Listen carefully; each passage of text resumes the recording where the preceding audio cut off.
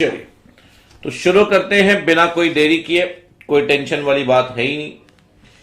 हमने सबसेक्शन 2 तक कर लिया था पिछली क्लास में। अब सबसेक्शन 3 से हमें आगे बढ़ना है। ठीक है, आज कंपनी ऑडिट खत्म हो जाएगा। ठीक है, और अगली क्लास में हम वैसे भी शुरू करने वाले हैं। ठीक है, वो है कारो। अरे एकांश भाई, आप टेंशन ले रहे हो, मैं इतनी सोचता ही नहीं। आप फालतू बिना बात के लिए परेशान हो रहे हो। मस्त रहो, चिल्ड आउट करो, कोई दिक्कत नहीं है। जीवन संसार में उसके सिवा रखा भी क्या। चलो भाई आगे बढ़ते हैं। तो भाई आते हैं ऑडिट रिपोर्ट के अदर एलिमेंट्स में। कोई दिक्कत नहीं है। ठीक है, देखो भाई, ऑडिट रिपोर्ट बनाई है तो कुछ तो बताना पड़ेगा। ऑडिट रिपोर्ट में क्या क्या बताना पड़ेगा।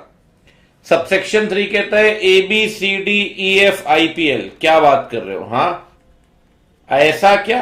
हाँ, ABCDEF IPL का मतलब क्या है भाई? ठीक है, वो कहता है जी, क्या फाइनेंशियल को AS के हिसाब से बनाया गया है? क्या ब्रांच ऑडिटर ने अपनी रिपोर्ट कंपनी ऑडिटर को भेजी है क्या? क्योंकि अगर ब्रांच ऑडिटर कोई और व्यक्ति है ना, तो वो अपनी रिपोर्ट कंपनी ऑडिटर को भेजेगा। क्या बुक्स ऑफ अकाउंट्स प्रॉपर है? क्या आपने लॉ के अंदर शायद पढ़ा हो कि 8 साल तक बुक्स संभाल के रखनी पड़ती है और बुक्स ऑफ अकाउंट्स बनानी भी पड़ती है, संभाल के भी रखनी पड़ती है। तो A फॉर अकाउंटिंग स्टैंडर्ड माने गए हैं क्या? B फॉर बुक्स प्रॉपर रखी गई है क्या? B फॉर ब्रांच ऑडिटर ने अपनी रिपोर्ट भेजी है क्या? C for internal financial control consistent और एडिक्वेट है क्या? देखो, इंटरनल कंट्रोल 2 तरह के होते हैं मालिक। एक होता है फाइनेंशियल, एक होता है नॉन फाइनेंशियल। नॉन फाइनेंशियल से मतलब नहीं, अगर आप बोर्ड रिपोर्ट भी पढ़े तो बोर्ड रिपोर्ट के केस में लिस्टेड कंपनी के बारे में लिखा हुआ है कि बोर्ड की जिम्मेदारी है, board internal financial control maintain करेगा। तो नॉन फाइनेंशियल से हमें कोई मतलब नहीं है। फाइनेंशियल कंट्रोल जैसे कि जहां कैश रखा है वहां ताला लगा हुआ है, इन्वेंट्री जहां पे है वहां CCTV कैमरे लगे हुए हैं, फाइनेंशियल कंट्रोल है। अब नॉन फाइनेंशियल कंट्रोल क्या हो सकता है? Non financial control can be of on it any type. अब एयरलाइन कंपनी फ्लाइट के आने और जाने का टाइम नोट करती है, नॉन फाइनेंशियल कंट्रोल है। तो कह रहा है फाइनेंशियल कंट्रोल देखना है, वो सही है और एडिक्वेट है। यानी क्या डायरेक्टर डिस्क्वालिफाइड है क्या 164 सबसेक्शन 2 के अंदर? सर यहां डायरेक्टर डिस्क्वालिफाइड कैसे होता है, जरा बताइए भाई। डायरेक्टर का डिस्क्वालिफाइड होना बनता है भाई यहां पे। चलो देखते हैं कैसे डिस्क्वालिफाइड होता है। डायरेक्टर की डिस्क्वालिफिकेशन इंपॉर्टेंट है भाई, आ सकता है डायरेक्टर की डिस्क्वालिफिकेशन, ध्यान रखना आप। डायरेक्टर की डिस्क्वालिफिकेशन कहती है, अगर किसी कंपनी ने डिफॉल्ट किया है बच्चे, किस चीज को लेकर डिफॉल्ट किया है? डिफॉल्ट किया है in filing the financial statement और एनुअल रिटर्न FSAR। 3 साल तक FSAR 3 साल तक फाइल नहीं किए, उस कंपनी का हर एक डायरेक्टर डिस्क्वालिफाइड है इंडिया की हर एक कंपनी में डायरेक्टर बनने के लिए। तो अगर कंपनी डिफॉल्ट करती है ना बच्चे FSAR फाइल करने में, तो डायरेक्टर डिस्क्वालिफाइड होगा अगले 5 साल तक। तो ये डिफॉल्ट कब तक होना चाहिए? डिफॉल्ट होना चाहिए भैया 3 साल का। या फिर कंपनी ने डिफॉल्ट किया है इन पेमेंट। किसको पेमेंट करने में भाई? पेमेंट करने में बच्चे डिपॉजिट, डिवेंचर और डिविडेंड, DDD 1 साल तक। तो उस कंपनी का हर डायरेक्टर डिस्क्वालिफाइड है इंडिया की किसी भी कंपनी में डायरेक्टर बनने के लिए अगले 5 साल तक। दोनों में से कोई भी डिफॉल्ट करोगे ना, डायरेक्टर डिस्क्वालिफाइड होगा। ठीक है, हाँ, डिफॉल्ट नंबर 1 क्या है? FSAR फाइल नहीं किया 3 साल तक। और डिफॉल्ट नंबर 2 क्या है? डिवेंचर, डिपॉजिट, डिविडेंड नहीं दिया 1 साल तक। वहां पे 3 साल का डिफॉल्ट है, या 1 साल का डिफॉल्ट है। दोनों में से कोई भी डिफॉल्ट करिए, आपकी कंपनी का हर डायरेक्टर डिस्क्वालिफाइड है 5 साल तक। ठीक है, तो डायरेक्टर भाई डिस्क्वालिफाइड होगा तो ऑडिटर को बताना पड़ेगा ना मालिक। ठीक है, चलिए अगला ABCDEF IPL। क्या ऑडिटर को सारे एक्सप्लेनेशन मिले जो ऑडिट के लिए जरूरी है? पूछताछ करेगा तो जानकारी तो मिलनी चाहिए ना भाई। क्या किसी भी फाइनेंशियल ट्रांजैक्शन का एडवर्स इफेक्ट है कंपनी की फंक्शनिंग के ऊपर? Financial transaction having adverse effect, example, maximum remuneration कितनी दे सकते हैं आप डायरेक्टर को? 11%, 1, 3, 5, 10, 11। अगर आपने डायरेक्टर को 11% से ऊपर रेम्युनरेशन देनी है तो सेक्शन 197 के अंदर एसआर पास करना पड़ेगा। मैं आपसे पूछता हूं सर, आपने 18% रेम्युनरेशन दे दी बिना एसआर पास किए, क्या ये सही किया कंपनी ने? नहीं सर, ये फाइनेंशियल ट्रांजैक्शन है जो ये शो करता है कि कंपनी की फंक्शनिंग ठीक नहीं है। ऐसे हर एक बारे में आपको रिपोर्ट में बताना पड़ेगा। ऐसा हर एक फाइनेंशियल ट्रांजैक्शन जिसका कंपनी की फंक्शनिंग पे एडवर्स इफेक्ट है वो आपको रिपोर्ट करना पड़ेगा। ABCDEF, बात आ रही है समझ में? क्या एएस माने गए हैं? क्या बुक्स ऑफ अकाउंट्स प्रॉपर हैं? क्या ब्रांच ऑडिटर ने अपनी रिपोर्ट दी है?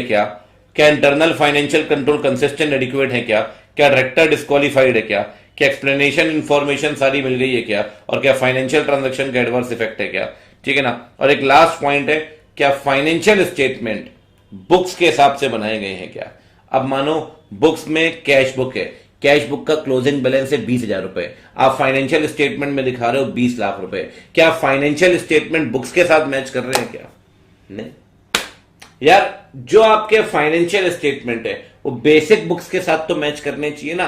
बेसिक बुक्स का मतलब है प्राइमरी बुक्स। अगर कैश बुक में 20,000 का बैलेंस है तो भैया 20 लाख कैसे दिखा सकते हो आप?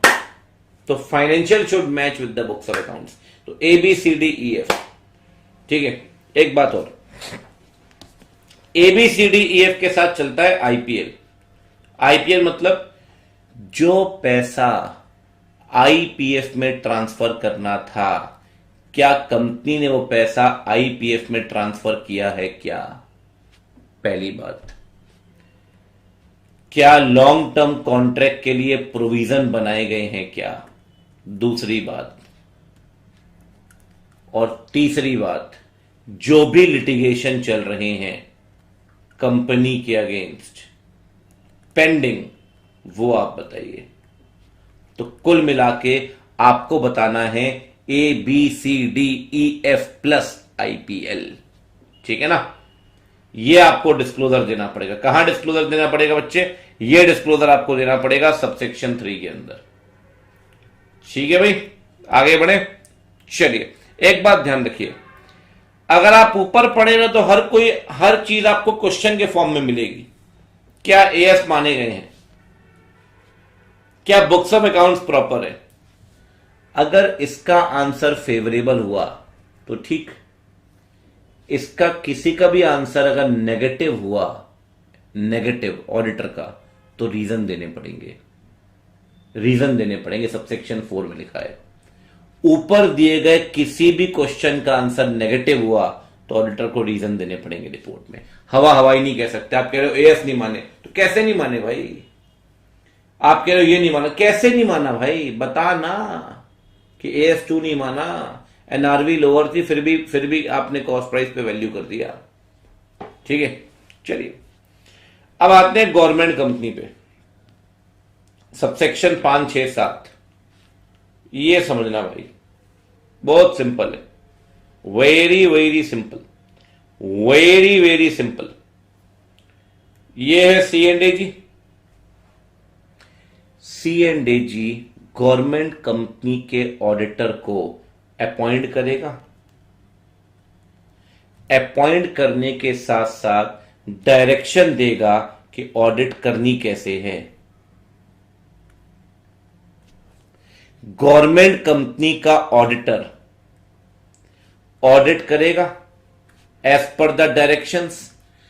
ऑडिट करने के बाद अपनी रिपोर्ट C&AG को देगा। C&AG के पास अगले 60 दिन में 3 राइट्स हैं। 3 राइट्स कौन कौन से? C&AG आपकी रिपोर्ट पे कमेंट कर सकता है, पहला अधिकार। C&AG सप्लीमेंट्री रिपोर्ट दे सकता है, दूसरा अधिकार। और सीएनडीजी सप्लीमेंट्री ऑडिट ऑर्डर कर सकता है। तीसरा अधिकार, 3, या तो सीएनडीजी आपकी रिपोर्ट पे कमेंट करेगा, या तो सीएनडीजी सप्लीमेंट्री रिपोर्ट देगा, या तो सीएनडीजी सप्लीमेंट्री ऑडिट ऑर्डर करेगा। दो तीनों में से कुछ भी करे, जो भी करेगा 60 दिन के अंदर। ठीक है ना। एक बात ध्यान रखना, सीएनडीजी ऑडिटर को अपॉइंट करेगा, डायरेक्शन देगा ऑडिट करनी कैसे है, यह सब कुछ आएगा सबसेक्शन 5 में।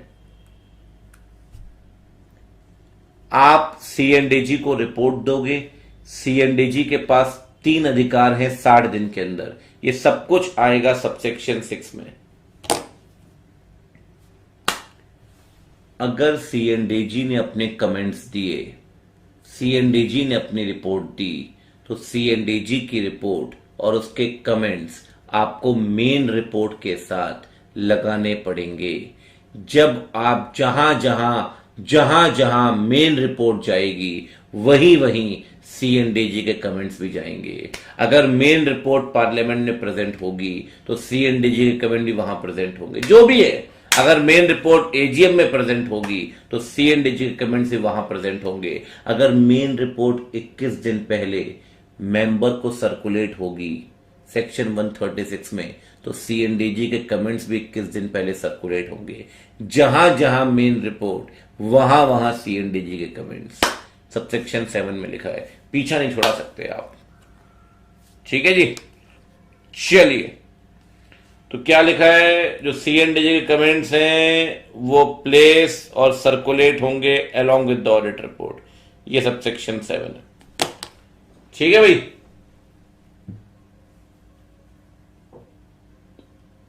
बहुत बढ़िया, आगे बढ़ते हैं। अब बताओ भाई, ब्रांच ऑडिटर कौन बनेगा? Who will become the branch auditor? Subsection 8 में, अगर ब्रांच इंडिया में है तो कंपनी का ऑडिटर या फिर इंडिया का क्वालिफाइड पर्सन, मतलब सीए प्लस सीओपी। ठीक है।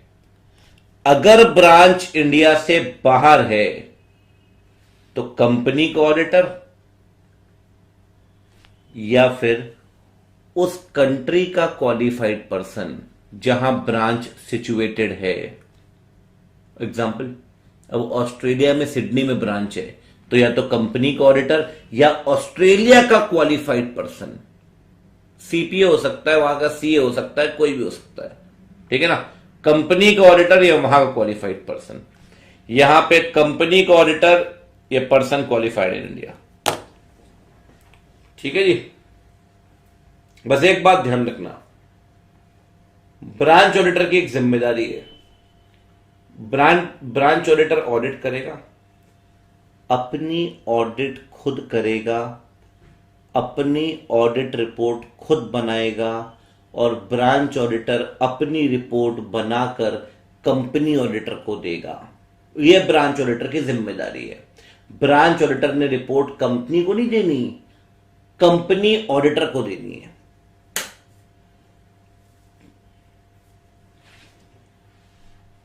ठीक है जी। कोई डिस्टरबेंस है क्या आज माइक पे? कल था, कुछ बच्चे कह रहे थे।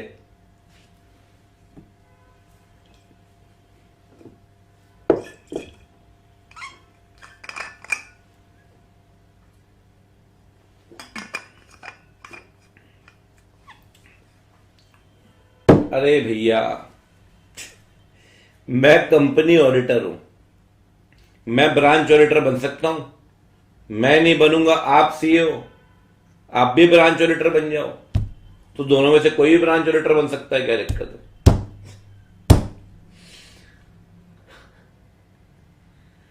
आ गई समरी बुक? कैसी लग रही है? ठीक, चलिए जी आगे बढ़ते हैं। ठीक है। अब आते हैं सबसेक्शन 9 और 10 में। चलिए भाई, ये कहता है ऐसे कैसे बनेंगे, कंपनीज एक्ट के अंदर कैसे बनाए ऐसे। एनएफआरए अपने रिकमेंडेशन देगा, आईसीएआई अपने रिकमेंडेशन देगा, दोनों रिकमेंडेशन देंगे सीजी को, सीजी नोटिफाई करेगी ऐसे को। लेकिन पहले किससे कंसल्ट करेगी? एनएफआरए से। बच्चों ने नाम रखा हुआ है नफरत। दोनों रिकमेंडेशन देंगे सीजी को और सीजी नोटिफाई करेगी ऐसे, लेकिन पहले किससे कंसल्ट करेगी? एनएफआरए से। यह पता है कहां दिया है? यह दिया है सबसेक्शन 9 में। यह है नया तरीका। पुराना तरीका क्या था? आईसीएआई रिकमेंड करती थी सीजी को सीधे और सीजी बनाती थी ऐसे। ये तरीका तो खत्म हो गया। लेकिन अभी भी ज्यादातर क्या, लगभग सारे ही ऐसे इसी तरीके से बने हुए हैं। तो सबसेक्शन 10 में सबसेक्शन 9 में ये प्रोसीजर है जो आप देख सकते हैं। तो सबसेक्शन 10 में ना इन्होंने एक बात लिखी है, पता है क्या लिखा है? जब तक नए तरीके से स्टैंडर्ड नहीं बन जाते तब तक पुराने वाले स्टैंडर्ड जो आईसीएआई के बोलने पर बनाए गए थे वो चलते रहेंगे। जब तक नफरा वाले, एनएफआरए वाले स्टैंडर्ड नहीं बनेंगे तब तक आईसीएआई वाले स्टैंडर्ड चलते रहेंगे। सबसेक्शन 10 में लिखा है। सबसेक्शन 9 ने प्रोसीजर बता दिया ऐसे ऐसे बनाना है, और सबसेक्शन 10 कह रहे जब तक कि नए स्टैंडर्ड नहीं आते पुराने स्टैंडर्ड चलते रहेंगे। ठीक है जी, चलिए आगे बढ़े। ये भी हो गया जी, बहुत ही बढ़िया। चलो जी, अब आते हैं, मैं सबसेक्शन वाइज चल रहा हूं, ठीक है। 11 तो नोटिफाइड नहीं है, 12 और 13 पे, 12 और 13 पे, ठीक है। सिंपल। ये है ऑडिटर। ऑडिटर को ऐसा लगता है जी, he has reasons to believe, मतलब एविडेंस होगा ना उसके पास, हवाई बातें तो नहीं करेगा कि फ्रॉड हुआ है सर, फ्रॉड इज कमिटेड। किसके साथ फ्रॉड हुआ बच्चे, जल्दी जल्दी बोलो। फ्रॉड हुआ है अगेंस्ट द कंपनी। अच्छा, किया किसने है फ्रॉड? फ्रॉड किया या तो ऑफिसर ने या एम्प्लॉय ने या दोनों ने मिलकर। अगर ऑडिटर को ऐसा लगता है कि फ्रॉड हुआ है, किसने किया है भाई? ऑफिसर ने, एम्प्लॉय ने या दोनों ने, अगेंस्ट द कंपनी। तो ऑडिटर क्या करेगा जी, ये बताइए। कुछ नहीं करना जी ऑडिटर ने।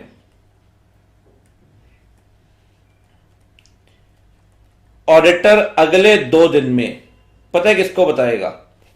ऑडिट कमेटी को, अगर बनानी जरूरी है, नहीं तो बोर्ड को। कितने दिनों में बताएगा भाई? यह बताएगा बच्चे अगले 2 दिनों में, in the next 2 days। Audit committee और बोर्ड, आपने इनको बता दिया। ऑडिट कमेटी और बोर्ड पता है कब तक रिप्लाई करेंगे? ये रिप्लाई करेंगे 45 दिन के अंदर। ठीक है भाई। अब एक बात समझना, आपने बता दिया 2 दिन में पता लगने के, जिस दिन आपको पता लगा 2 दिन के अंदर बता दीजिए। ये रिप्लाई करेंगे 45 दिन में।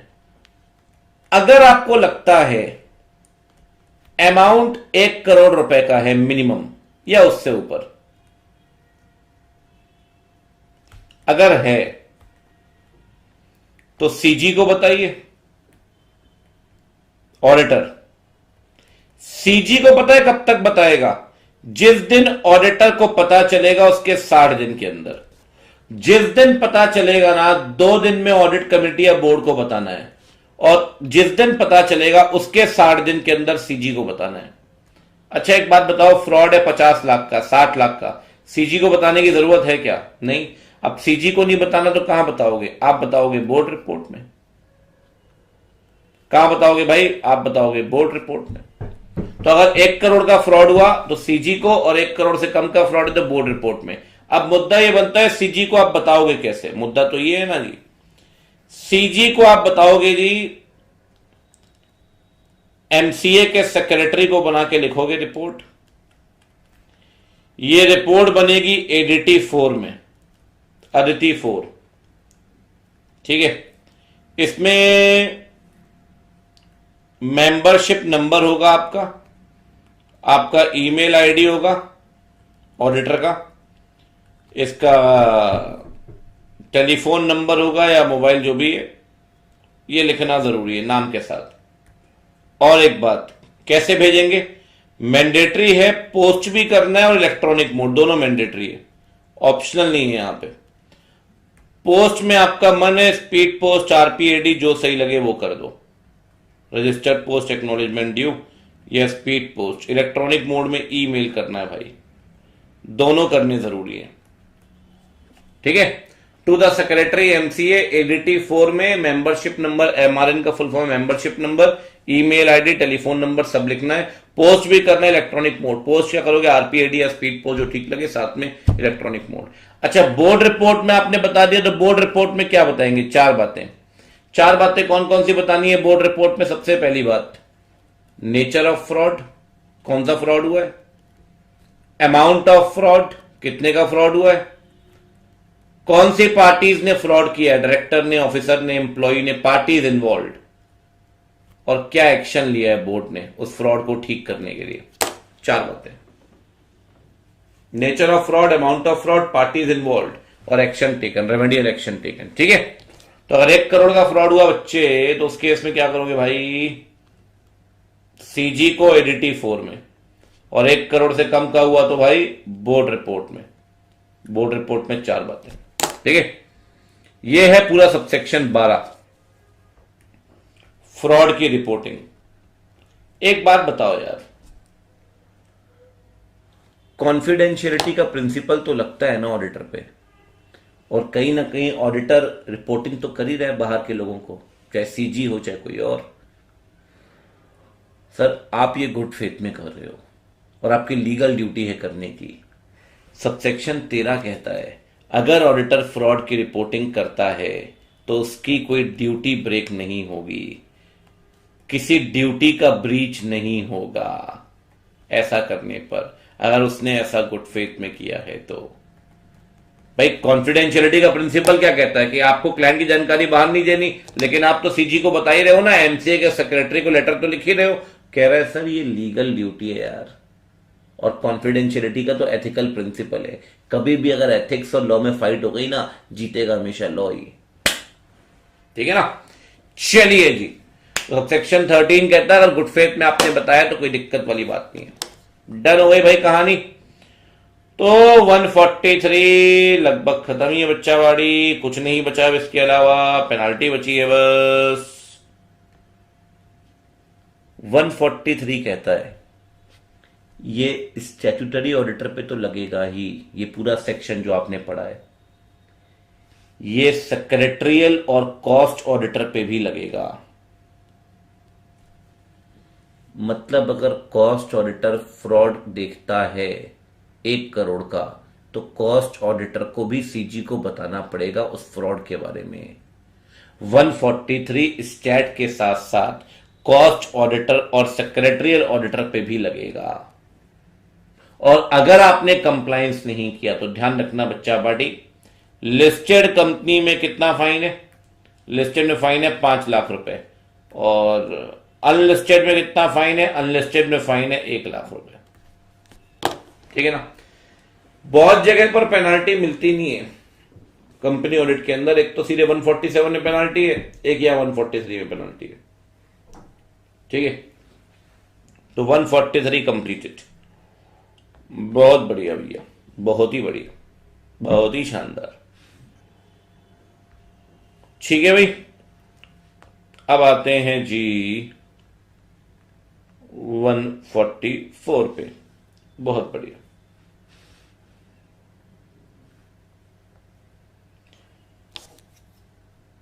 वन 144 कहता है जी, सब कुछ लिखा हुआ है, ऑडिटर प्रोहिबिटेड सर्विस नहीं दे सकता,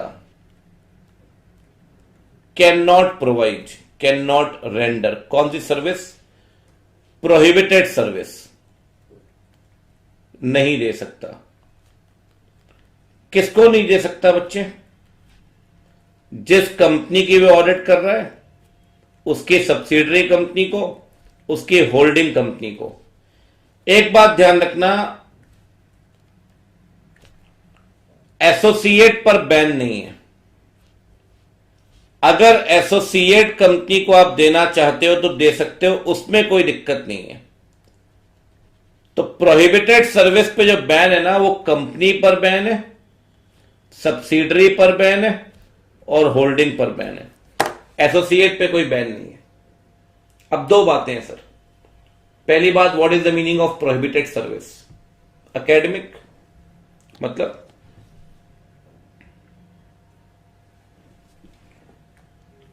आप जिस कंपनी की ऑडिट कर रहे हो उसकी अकाउंटिंग तो नहीं कर सकते ना भाई, ट्रांसपेरेंसी नहीं आएगी।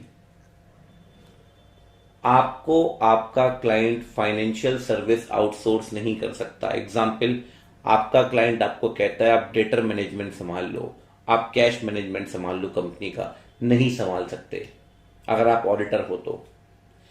एक्चुरियल सर्विस नहीं दे सकते। एक्चुरियल का मतलब होता है वैल्यूएशन वगैरह का जो काम करता है। आप अपने क्लाइंट के लिए फाइनेंस का सॉफ्टवेयर नहीं बना सकते। कल को क्लाइंट कहता है काम करो, आप ही तो ऑडिट कर रहे हो, हम टैली यूज करते हैं, टैली छोड़ो, आप ही हमारे लिए फाइनेंस का सॉफ्टवेयर बना दो। ऐसा थोड़ी होगा सर। आप अपने क्लाइंट को इन्वेस्टमेंट की एडवाइस नहीं दे सकते। आप कह रहे काम करो, बिटकॉइन में पैसा लगा लो, कल को डूब भी गया तब भी आपने कुछ बताया ही नहीं। आप अपने क्लाइंट को मैनेजमेंट सर्विस नहीं दे सकते। आप अपने क्लाइंट को इंटरनल ऑडिट की सर्विस नहीं दे सकते। मतलब एक बात तो बहुत क्लियर है कि स्टैट ऑडिटर और इंटरनल ऑडिटर एक ही कंपनी के सेम नहीं हो सकते। समझ रहे हो ना बात को? Statutory auditor internal audit service नहीं दे सकता। इसका मतलब एक कंपनी का स्टैट ऑडिटर उसी कंपनी का इंटरनल नहीं हो सकता। अच्छा एक बात बताओ, उसकी सब्सिडरी का इंटरनल हो सकता है क्या? नहीं। उसके होल्डिंग का इंटरनल हो सकता है क्या? नहीं।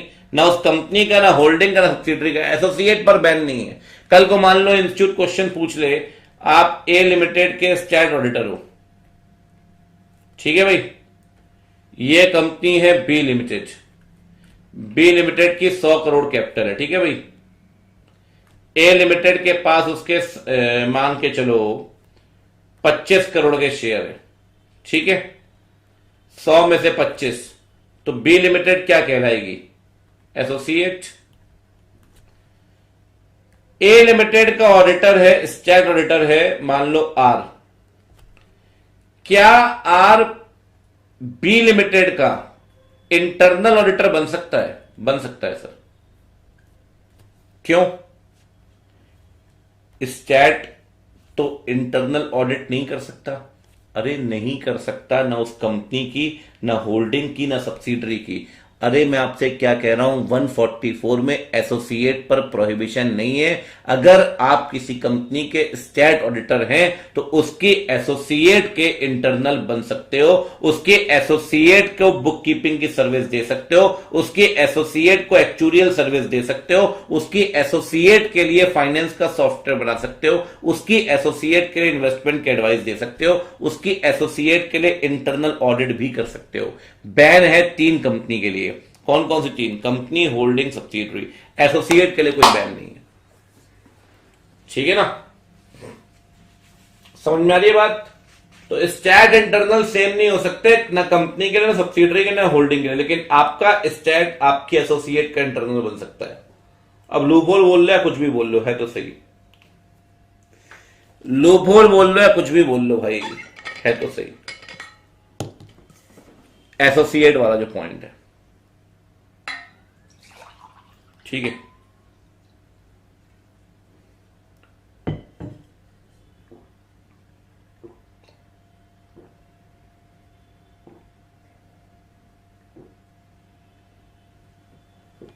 अब एक बात बताओ, एक वर्ड लिखा है, ना डायरेक्टली दे पाओगे ना इनडायरेक्टली। डायरेक्टली मतलब खुद, इनडायरेक्टली मतलब मैं जिस कंपनी का स्टैट ऑडिटर हूं, क्या मेरे भाई साहब उसी कंपनी के इंटरनल ऑडिटर हो सकते हैं क्या? नहीं हो सकते सर। मैं जिस कंपनी का स्टैट ऑडिटर हूं, क्या मेरा पार्टनर उसी कंपनी को मैनेजमेंट सर्विस दे सकता है क्या? नहीं दे सकता सर। पर्सन कनेक्टेड वर्ड लिखा है, इसका मतलब होगा पार्टनर। बात आ रही है समझ में? ठीक है ना। एक बात और,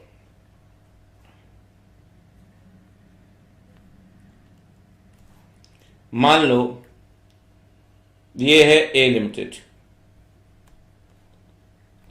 मैं इसको ऑडिटर हूं। ये है बी लिमिटेड, मेरे पास बी लिमिटेड की 45% शेयर होल्डिंग है। आप यही मानोगे ना? मेरे पास बी लिमिटेड में क्या है? Significant influence. मेरा बी लिमिटेड में क्या है? Significant influence.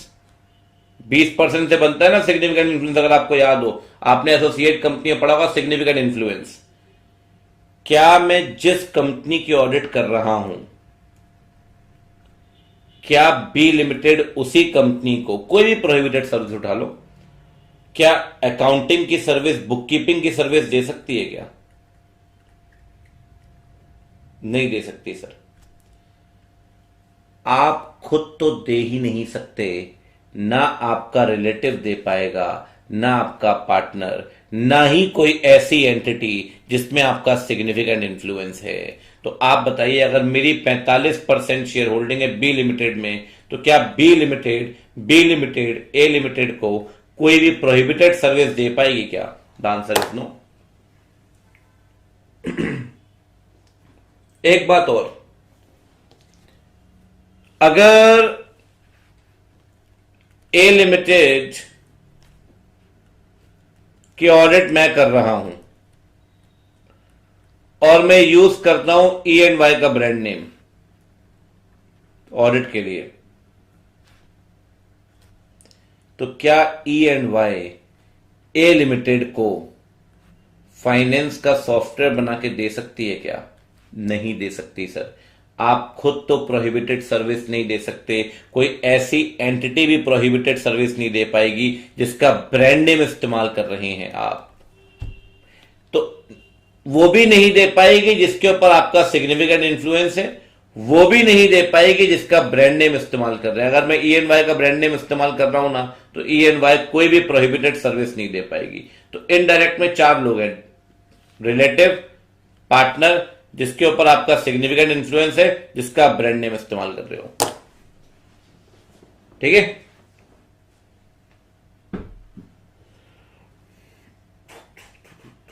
अरे मेरी एसोसिएट थोड़ी है भाई, कंपनी की एसोसिएट बनती है, मैं कंपनी थोड़ी हूं। कैसी बातें कर रहे हो? कहां से घुमा के पकड़ रहे हो कान? हाथ भी दर्द हो जाएगा, कान भी दर्द हो जाएंगे। RF20 RN70। मैं इंडिविजुअल हूं यार। कल को मैं किसी कंपनी में 55% शेयर होल्ड कर लूंगा तो मैं होल्डिंग कंपनी थोड़ी बन जाऊंगा। कह रहे आप होल्डिंग कंपनी हो आज से। अरे भाई मैं कंपनी नहीं तो होल्डिंग काम से करूंगा। ठीक है, समझ आ रही है बात? अच्छा, फर्म के केस में ना पॉइंट सिमिलर है, वही पॉइंट्स जो आप देखते हैं। ना फर्म खुद दे पाएगी, ना पार्टनर, ना पेरेंट सब्सिडरी एंटिटी, ना कोई एंटिटी जिसका जिसका जिसके ऊपर आपका सिग्निफिकेंट इन्फ्लुएंस है, ना कोई एंटिटी जिसका ब्रांड नेम इस्तेमाल करे। वो सेम पॉइंट है। आप एक ये वाला पढ़ लो, बाकी सब अपने आप हो जाएंगे, इंडिविजुअल वाला। ठीक है, चलिए जी आगे बढ़े। डन हो गई कहानी। 144 भी खत्म हो गया जी, बधाई आपको ढेरों। अब आते हैं 145 में। देखो जी, ऑडिटर को रिपोर्ट भी साइन करनी है, कोई और डॉक्यूमेंट भी साइन करना है। अब सर ये कोई और डॉक्यूमेंट कहां से आ गया? अरे भाई कई सारे डॉक्यूमेंट होते हैं, जैसे कि अपॉइंटमेंट से पहले सर्टिफिकेट देता है ना ऑडिटर, सर्टिफिकेट, वो भी साइन करना पड़ेगा ना, करना तो पड़ेगा।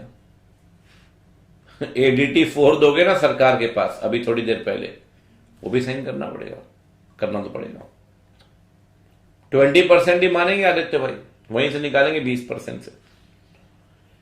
ऑडिटर के जितने भी नेगेटिव कमेंट है ना कंपनी की फंक्शनिंग के ऊपर, डायरेक्टर चेयरमैन को सारे पढ़ने पड़ेंगे जीएम में। तैयार हो जाओ बेटे शेयर होल्डर जूते खाने के लिए। पता चला अनाउंसमेंट चल रहा है, कह रहे हैं यार ऑडिटर ने बोला है 11% की रेम्यूनरेशन है और इन्होंने 18% रेम्यूनरेशन बांट दी है। शेयर होल्डर ध्यान से सुनिए, ये बैठे हैं एमडी साहब, चेयरमैन चिल्ला चिल्ला के बोल रहा, कह रहा है अपना भी रिवेंज लूंगा। शेयर डायरेक्टर कह रहा है ये 12% शेयर होल्डर, 11% की रेम्यूनरेशन है और 18% रेम्यूनरेशन दी है। शेयर होल्डर बोला अच्छा। एक एक नेगेटिव कमेंट रीड करेंगे जीएम में, रीड खेला हो गए। साथ में ऑडिट रिपोर्ट इंस्पेक्शन के लिए ओपन है, कोई भी मेंबर ऑडिट रिपोर्ट आकर आरओ में इंस्पेक्ट कर सकता है, जीएम में भी इंस्पेक्ट कर सकता है। मेंबर को राइट दिया है, ध्यान रखना, और किसी को नहीं। कल को डिवेंचर होल्डर आ गया मुंह उठाते मटक मटक के, मैं करूंगा audit report check, but member के पास राइट ऑडिट रिपोर्ट चेक करने का। ठीक है भाई, छोटे छोटे सेक्शन है, चिल्लर, बहुत ही बढ़िया। आगे बढ़ते हैं, अगला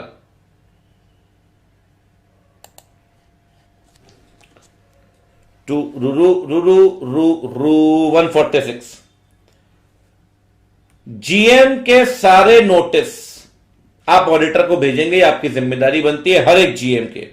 एनी जीएम लिखा आप देखो, तो चाहे एजीएम हो या ईजीएम, भेजना तो पड़ेगा ना मालिक, भेजना तो पड़ेगा हर एक जीएम के। ये आपकी ड्यूटी है। हेलो सर थोड़ा लेट हो गई, हाँ बेटे सामान रख गया है, थोड़ी देर में शटर गिराएंगे फिर आपको बुलाते हैं। ठीक है, सामान तो रख गया दुकान का, ठीक है। ये कौन वेरीफाई करेगा भैया? जीएम, आप खुद ही देखो ना, RF20 RS70 नाम बढ़िया आपका। ऑडिटर वहां बैठ के पान थोड़ी खाएगा जीएम में, आपने ऑडिटर को जीएम में बुलाना है। अगला पॉइंट कहता है ऑडिटर के लिए मैंडेटरी है, वो जीएम को अटेंड करेगा, मैंडेटरी है। एग्जेम्पशन ले सकता है, तबीयत खराब है नहीं आ सकता, लॉकडाउन लग गया है, अदरवाइज मीटिंग अटेंड करनी पड़ेगी।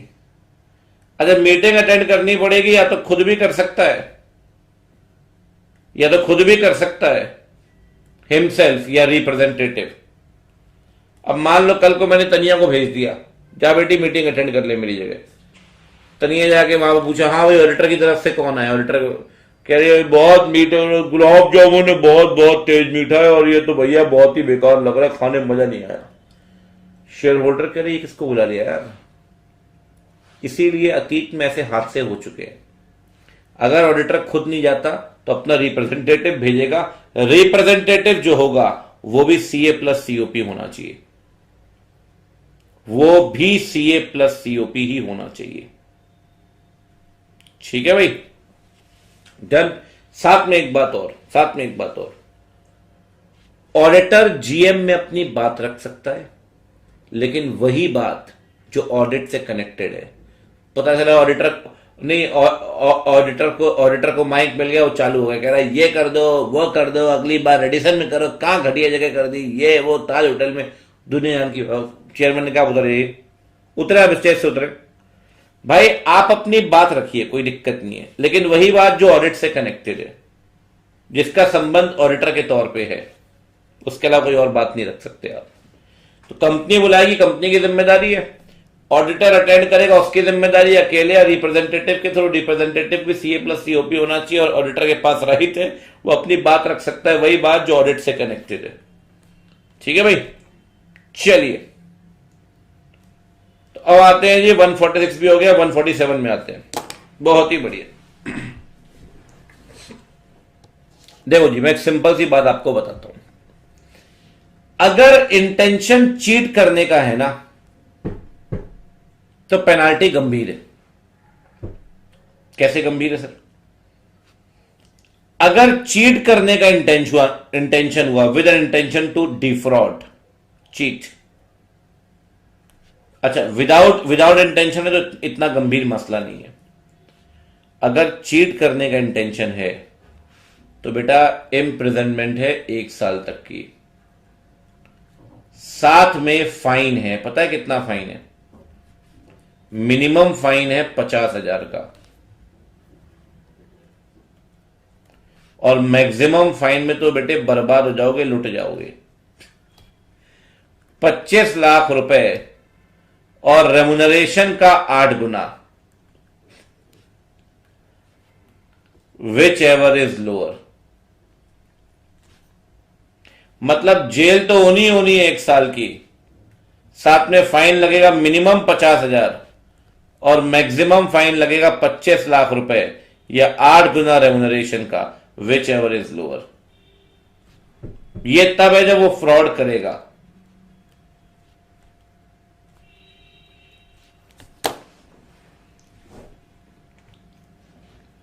एक बात बताओ, अगर फ्रॉड किया और रेमुनरेशन है फॉर एग्जाम्पल 10 लाख रुपए, तो मैक्सिमम फाइन कितना हुआ? मैक्सिमम फाइन हो जाएगा उस केस में 10 लाख रुपए, 8 गुना कितना हो गया? 80 लाख। 80 लाख और 25 लाख रुपए, विच एवर इज लोअर, कितना आ गया? 25 लाख। तो मैक्सिमम 25 लाख से ऊपर नहीं जाएगी, ठीक है? 25 लाख से ऊपर नहीं जाएगी, लेकिन 25 लाख तो देना पड़ेगा इस केस में। एक बात ध्यान रखिए, यहां खत्म नहीं हो रहा है भाई साहब, वो सबसेक्शन 2 में दिया है ना, ये कहता है अगर आपने फ्रॉड किया, आप दोषी पाए गए सबसेक्शन 2 में, सबसेक्शन 3 के केस में बर्बाद हो जाओगे भाई साहब। ऑडिटर को रेमुनरेशन रिफंड करनी पड़ेगी भाई साहब। वही जो मैं आपसे बोल रहा हूं, खाया पिया कुछ नहीं, गिलास फोड़ा 12 ना अलग। रेमुनरेशन रिफंड करनी पड़ेगी। साथ में जिनके साथ फ्रॉड किया है ना आपने, चाहे इनकम टैक्स डिपार्टमेंट के साथ चाहे किसी के भी साथ, उसे कंपेंसेशन देना पड़ेगा एग्रीव्ड पार्टी को। लुट जाओगे भाई, बर्बाद हो जाओगे। तो पहली बात तो जेल हो गई, दूसरी बात फाइन लग गया 25 लाख तक का, तीसरी बात रेमुनरेशन भी वापस करनी पड़ी, चौथी बात कंपेंसेशन भी देना पड़ा गरीब पार्टी को। सबसेक्शन 3 में लिखा हुआ है ना ये, अगर कॉन्विक्टेड हुआ तो रेमुनरेशन भी रिफंड करनी पड़ेगी, डैमेज भी देने पड़ेंगे सबसेक्शन 3 के हिसाब से। लेकिन एक कमाल की बात समझना, कमाल की बात, जहां से इंस्टीट्यूट 1.5 सवेर क्वेश्चन पूछेगा जरूर, मैं आपको बता रहा हूं। मान लो फर्म है ABCDE कंपनी, 5 पार्टनर है जी, A, B, C, D और E। ये ऑडिट कर रहे हैं और फर्म ने फ्रॉड किया है, ठीक है जी, कोई दिक्कत नहीं है। इनकी रेमुनरेशन है जी 2 लाख रुपए, ठीक है। जो ई है ना, ये यूएसए में है पिछले 8 महीने से, पार्टनर है लेकिन यूएसए में, ठीक। अब फ्रॉड के केस में 3 जिम्मेदारी हो गई आपकी। एक तो आप कह सकते हो क्रिमिनल लायबिलिटी हो गई, दूसरी सिविल लायबिलिटी हो गई। क्रिमिनल लायबिलिटी क्या हो गई जरा बताना? क्रिमिनल लायबिलिटी 2 हो गई। एक तो फाइन, कई लोगों को लगता है फाइन देना सिविल लायबिलिटी है, दंडनीय अपराध है। कभी पढ़ा है ट्रेन में आपने? क्रिमिनल लायबिलिटी है, 6 महीने तक की सजा या 1000 रुपए जुर्माना या दोनों। तो जो फाइन होता है ना, वो क्रिमिनल लायबिलिटी होती है। अब बताओ 2 लाख की रेमुनरेशन है, अब 2 लाख की रेमुनरेशन में फाइन कितना लगेगा? फाइन लगेगा 50,000 रुपए मिनिमम, ठीक है। ये केस स्टडी बना के बता रहा हूं आपको, ध्यान रखना, ये सबसेक्शन 5 पढ़ रहे हैं आप। मैक्सिमम कितना लगेगा? मैक्सिमम लगेगा मालिक 8 गुना ऑफ 2 लाख। 2 लाख का 8 गुना कितना हो गया? 16 लाख रुपए और 25 लाख रुपए विच एवर इज लोअर, तो लोअर के हिसाब से आ गया 16 लाख रुपए हाईएस्ट पेनाल्टी। ठीक है, और जेल होगी 1 साल तक की। ठीक है भाई।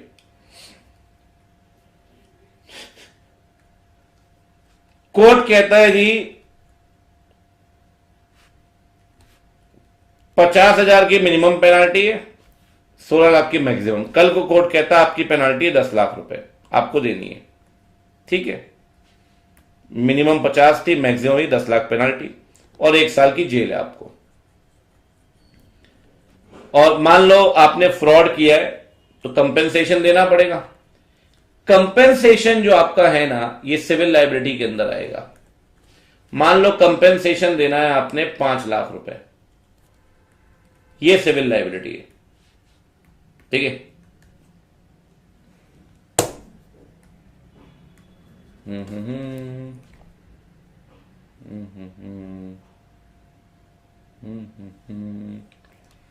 अब समझना बात को, कौन क्या क्या देगा। मुद्दा तो ये है भाई, कौन क्या क्या देगा। 3 चीजें हो गई ना, 1 साल की जेल, 10 लाख का फाइन और 5 लाख का कंपेंसेशन। एक बात तो कान खोल के सुन लो भाई, ये लायबिलिटी होगी जॉइंट एंड सेवरल, फर्म की भी और पार्टनर की भी, जॉइंट एंड सेवरल। किसी एक से आप मांगोगे वो आपको देगा, और देगा तो बाकियों से मांगेगा। मान लो आपने एक पार्टनर से बोला 10 लाख रुपए तू पेनाल्टी भरेगा, बाकी 2-2 लाख रुपए मांग लेगा। 5 पार्टनर है ना, सबका शेयर 2 लाख ईच हो गया। किसी एक से 10 लाख मांगे वो 10 लाख देगा, बाकी लोगों से 8 लाख रुपए रिकवर कर लेगा। जॉइंट एंड सेवरल हमारी, हर एक पार्टनर लायबल है। लेकिन जेल वही पार्टनर जाएगा जो फ्रॉड जिसने किया है या जो फ्रॉड में इन्वॉल्व है। मतलब अगर आप ई की बात करिए, ई बैठा है यूएसए में, तो ई को तो नहीं पता ना फ्रॉड किया है आपने। तो एक बात ध्यान रखना, ई को 5 लाख और 10 लाख तो ई को भी देने पड़ेंगे, लेकिन ई जेल नहीं जाएगा। अगर मान लो सारे फ्रॉड में इन्वॉल्व हैं तो सारे जाएंगे, ई नहीं जाएगा, क्योंकि ई तो फ्रॉड में इन्वॉल्व ही नहीं है ना, उसको तो पता ही नहीं है। तो जेल की जो लायबिलिटी है वो सबकी नहीं होगी, जेल की लायबिलिटी उसी की होगी जिसने फ्रॉड किया है या जो फ्रॉड में इन्वॉल्व है। आप देखो क्या लिखा है, criminal liability other than fine मतलब जेल, imprisonment. Criminal liability other than fine मतलब imprisonment. Concerned partner who acted in a fraudulent manner और colluded in fraud shall only be liable. वही पार्टनर लायबल होंगे जिन्होंने फ्रॉड किया है या जो फ्रॉड में इन्वॉल्व हैं, सिर्फ वही लायबल होंगे। Criminal liability other than fine का मतलब होता है इम्प्रिजनमेंट। बात आ रही है समझ में? Criminal liability imprisonment other than fine. तो लायबल कौन होगा? सारे पार्टनर जिन्होंने किया होगा, वही पार्टनर जिन्होंने फ्रॉड किया है। अब ई ने तो नहीं किया तो ई लायबल नहीं है, तो ई यहां तो पैसे देगा लेकिन ई इसके पैसे नहीं देगा, 1 साल के लिए जेल नहीं जाएगा। तो एक बात बताओ, 1 साल की जेल होती है तो रिले रेस तो नहीं चल रही है ना यहां पे। एक कह रहा है अरे भैया मैं 3 महीने में आता हूं, 3 महीने के तू चले जाइयो। बी कह रहा हाँ 3 महीने मैं गुजार के आऊंगा, 3 महीने तू चले जाइयो। कह रहे कैसे बांटे, कौन जाएगा? बोले मुझे ना ठंड बहुत पसंद है। तो बोले काम कर, तू ठंड में चले जा। बोले बरसात चले जाता हूं। बोले मैं गर्मी। ऐसे बांट रहे बैठ के। जज बोल रहा पागल समझ रखा है क्या? तब चले जाओगे 1 साल के अंदर, 1 साल के लिए 1 साल की चालू जाएगी। तब अंदर उठा के नोटंकी करते हैं बैठ के। 10 लाख रुपए सब मिलकर देंगे, लेकिन 1 साल की जेल 1-1 साल की अलग अलग होगी। ठीक है?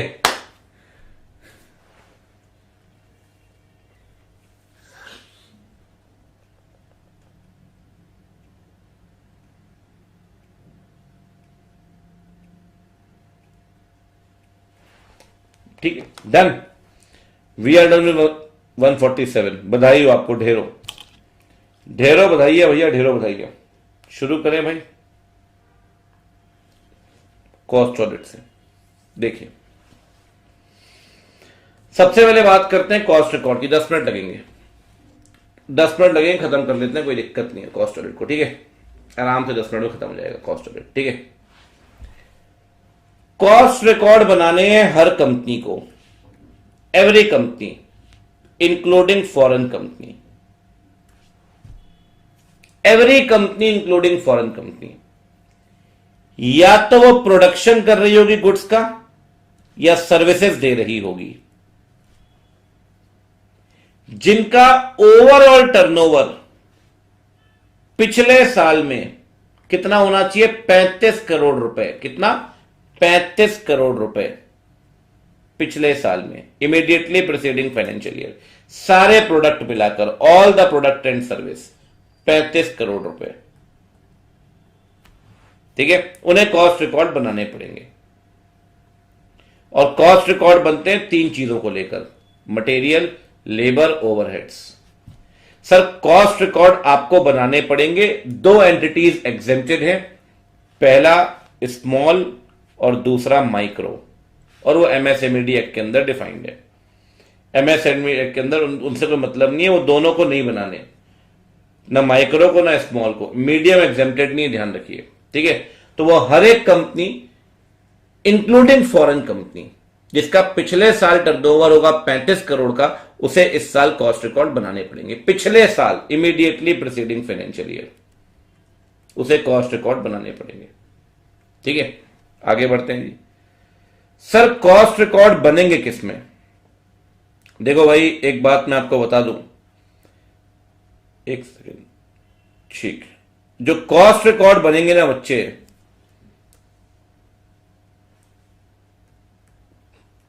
वो बनेंगे फॉर्म CRA 1 में। किस में बनेंगे? फॉर्म CRA 1 में। ये रूल 5 में है, बता देता हूं simple. Form will be CRA 1, ठीक है, कोई दिक्कत नहीं है। सर एक बात बताइए, कॉस्ट रिकॉर्ड तो आपने बना लिए, कॉस्ट रिकॉर्ड की यूटिलिटी क्या है? कॉस्ट रिकॉर्ड बनाओगे उसका पर्पस क्या है? सिंपल है, अगर आप कॉस्ट रिकॉर्ड बनाते हैं पर यूनिट कॉस्ट निकाल पाओगे, टोटल कॉस्ट ऑफ सेल निकाल पाओगे, टोटल कॉस्ट ऑफ ऑपरेशन निकाल पाओगे, और मार्जिन भी निकाल पाओगे।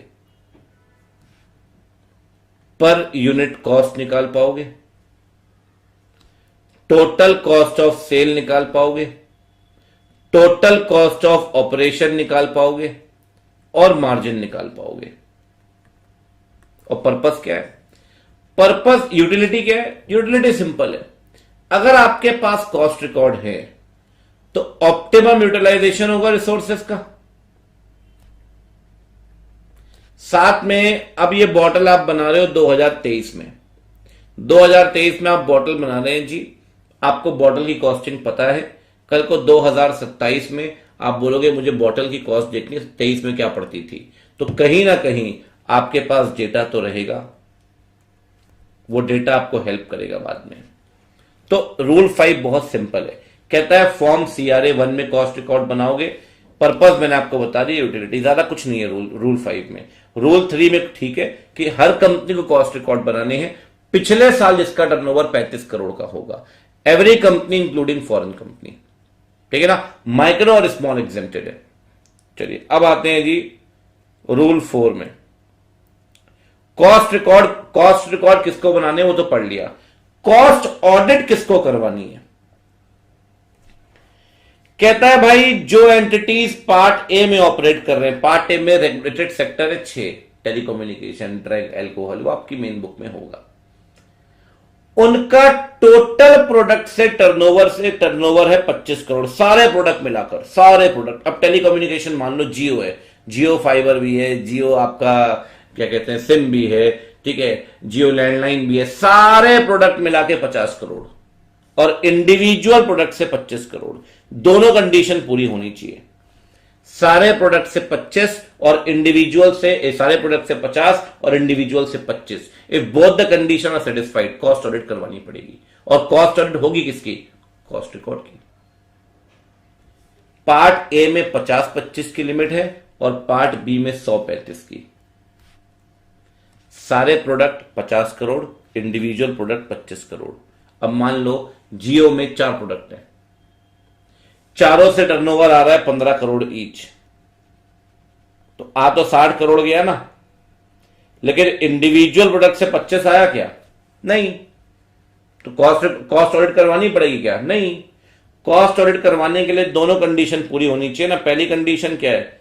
सारे प्रोडक्ट मिलाकर 50, इंडिविजुअल से कितना? 25, सारे प्रोडक्ट 100, इंडिविजुअल 35, 50-25 135। दो कंपनी कॉस्ट ऑडिट से एग्जेम्प्टेड है। पहली, वो कंपनी जो SEZ से ऑपरेट कर रही है उसे कॉस्ट ऑडिट नहीं करवानी, और दूसरी जिसका टोटल रेवेन्यू का 75% से ऊपर एक्सपोर्ट से आता है फॉरेक्स में, फॉरेक्स मतलब फॉरेन एक्सचेंज में, वो कंपनी भी एग्जेम्प्टेड है। SEZ से ऑपरेट करने वाली एंटिटी भी एग्जेम्प्टेड है, और जिसका रेवेन्यू एक्सपोर्ट से आता है फॉरेन एक्सचेंज में मोर देन 75%, वो भी एग्जेम्प्टेड है। दो कंपनी एग्जेम्प्टेड है कॉस्ट ऑडिट से। ठीक है भाई, चलिए बहुत बढ़िया। अब ध्यान दिया, 2 कैमरे लगे और मैं जब से दूसरे कैमरे में देख रहा हूं, आपकी क्लास दूसरे कैमरे से चल रही है। अब सही कैमरे में देखना चालू किया।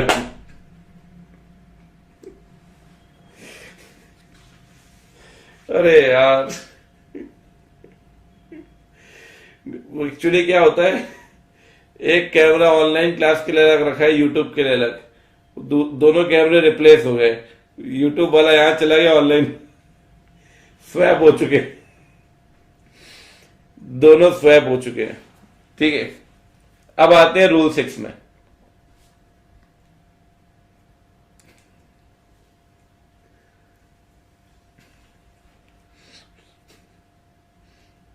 कोई बात नहीं, देखिए आखिरी रूल 6, कंपनी साल शुरू होने के 180 दिन के अंदर कॉस्ट ऑडिटर को अपॉइंट करेगी। कॉस्ट ऑडिटर की क्वालिफिकेशन क्या है? वो है कॉस्ट अकाउंटेंट।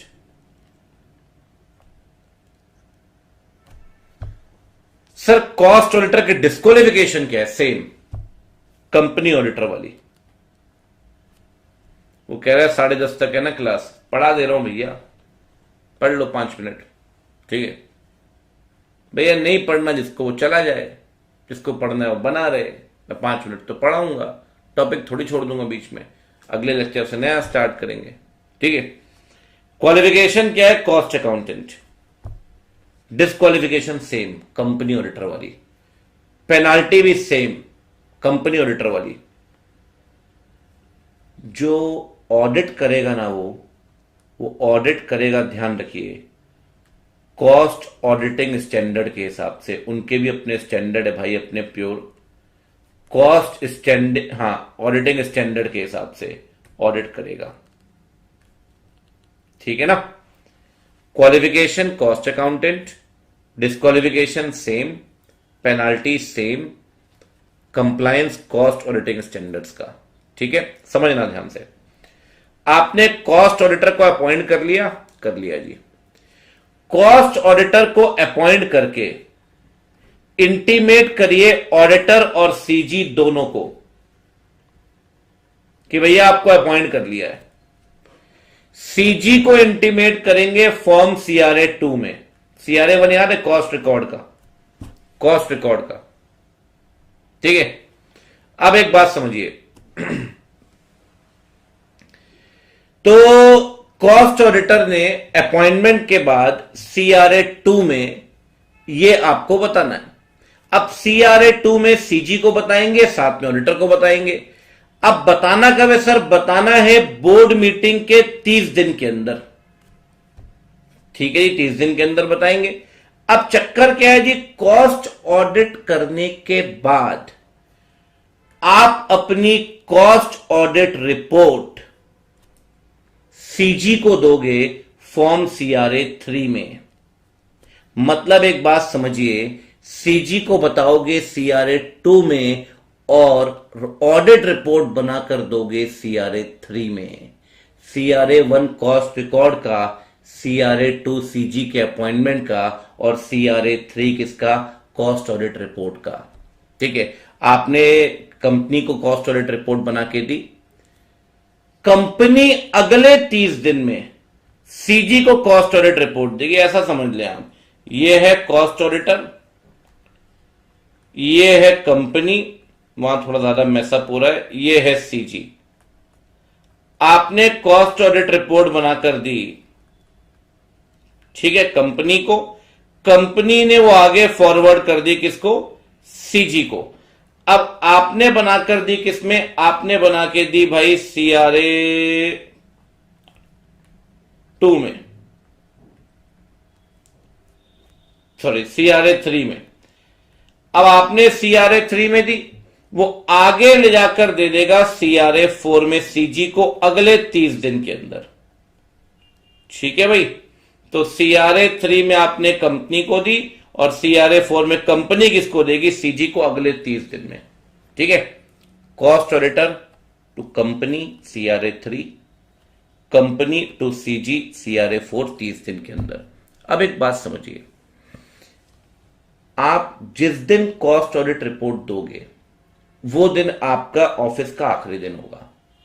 जब भी आप कॉस्ट ऑडिट रिपोर्ट प्रोवाइड कर देंगे, आपने कॉस्ट ऑडिट रिपोर्ट दे दी, खत्म, this will be the last day of the office. ठीक है, लेकिन कॉस्ट ऑडिट रिपोर्ट 180 डेज के अंदर आपको देनी ही देनी है, साल खत्म होने के। लिखा हुआ अगर आप ध्यान से देखिए, within 180 days from end of financial year. मान लो आपने 90th day cost audit report दे दी, वो दिन आपका ऑफिस का आखिरी दिन होगा, वैकेशन। लेकिन अगर आप कॉस्ट ऑडिट रिपोर्ट 180 दिन के अंदर देते ही नहीं, तो अगर आप 180 दिन के अंदर देते ही नहीं तो 180 दिन आपका लास्ट डे होगा। मतलब आप कह सकते हो जिस दिन ऑडिट रिपोर्ट देगा वो दिन, या 180 दिन, which ever is earlier, which ever is earlier. ठीक है, विच एवर इज अर्लियर। बात आ रही है समझ में? अगर आपने 90 दिन दे दी 90 डे के अंदर, तो 90 डे लास्ट डे। अगर आप नहीं देते तो 180 डे लास्ट डे। जिस दिन आप दोगे वो अर्लियर होगा। ठीक है, तो 180 डेज से ऊपर ऑफिस होल्ड नहीं कर पाएंगे एंड ऑफ फाइनेंशियल ईयर से। ठीक है भाई, चलिए डन हो गई कहानी, डन है जी, कोई दिक्कत नहीं है। ये बात ध्यान रखना बस, कंपनी ऑडिटर सीआरए 3 में कंपनी को देगा, कंपनी अगले 30 दिन में सीआरए 4 में सीजी को देगी। सीजी के पास एक राइट होता है कि सीजी डिमांड कर सकती है एडिशनल इंफॉर्मेशन। ठीक है, सही है, खत्म हो गया है। एक बात और ध्यान रखिए,